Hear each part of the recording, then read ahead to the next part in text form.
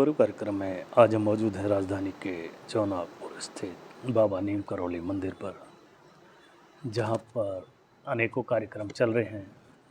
हमारे साथ मौजूद हैं मंजू नागर अम्बावता दुजाना। दुजाना गांव बहुत चर्चा में भी रहा है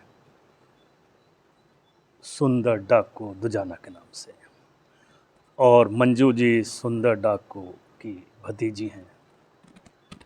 आइए मिलते हैं। मंजू जी, रूबरू कार्यक्रम में आपका स्वागत है। राम राम जी। जय दादी सती माँ, जय बाबा नीम करौली, जय बाबा शिवानंद महाराज, जय हो राकेश गुरु मौनी बाबा की जय हो। मंजू जी, आप सुंदर डाकू उन थे जो उनकी भतीजी हैं।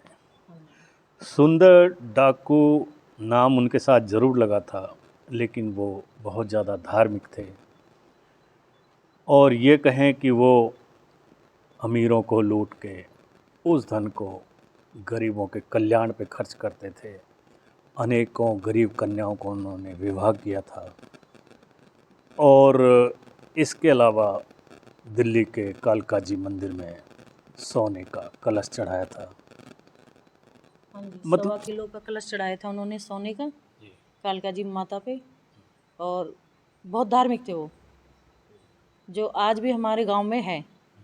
उनकी धार्मिकता जब से अब तक चली आ रही है, सभी हमारे वहाँ पे पूजा पाठ करते हैं। क्या ऐसा रहा कि मतलब कैसा उनका जीवन था और कैसे अचानक ये मोड़ आया कि उन्होंने हथियार उठा लिया? जी, वो शुरू में फौज में भर्ती हुए थे। भर्ती होने के बाद वो छुट्टी पर आए तो उन्होंने गांव में कुछ गलत देखा, तो उस गलत के खिलाफ खड़े हो गए वो, और उनने यही था कि मैं पूरी सच्चाई से ईमानदारी से गांव के साथ हूँ, जो कुछ भी गलत नहीं होना चाहिए। तो इसी वजह से उनको लोग डाकू कहने लगे, लेकिन वो डाकू नहीं थे। क्या क्या ऐसे धर्म के कार्य किए जो हमने नहीं सुने, आपने ज़रूर सुने?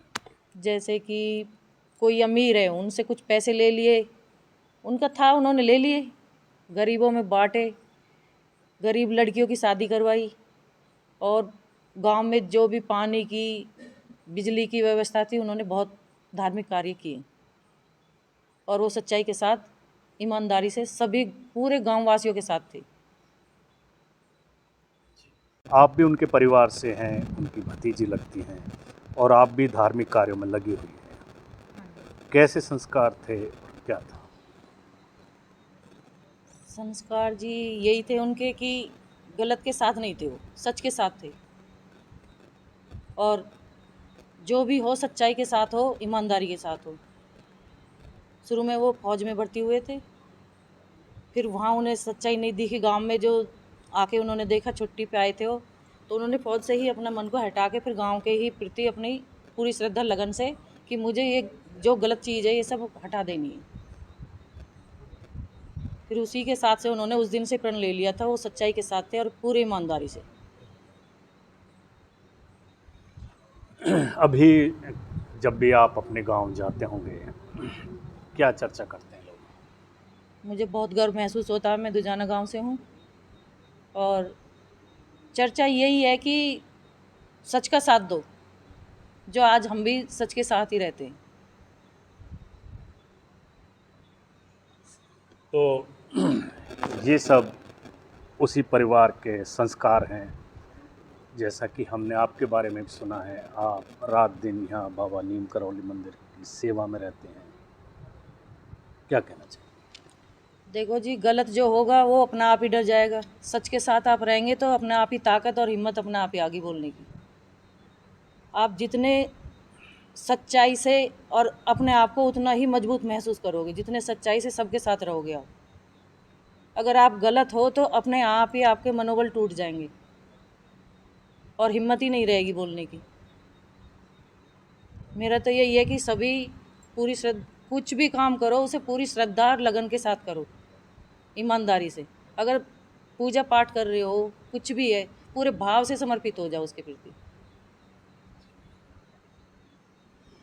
बहुत खूब मंजू जी, हम भी आपके समर्पण के भाव के सामने नतमस्तक हैं। बहुत बहुत धन्यवाद आपका। यही सेवा भाव आपका बना रहे, श्रद्धा बनी रहे। कैमरामैन अशोक के साथ वीपी शर्मा, INS न्यूज़।